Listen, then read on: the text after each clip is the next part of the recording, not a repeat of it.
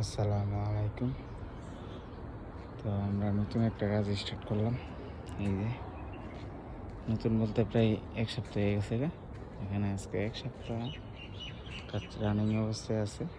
তো ছোট্ট একটা বিল্ডার মতো উপরে টিন ছিট দিয়ে সেটা ঘরটা বানানো হইব।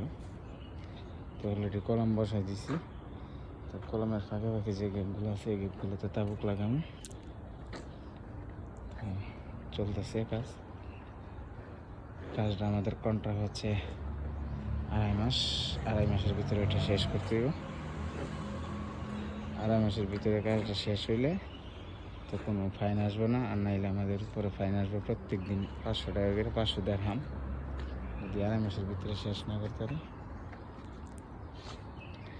তো আশা করি আড়াই মাস রাখবো না কাজ শেষ করতে।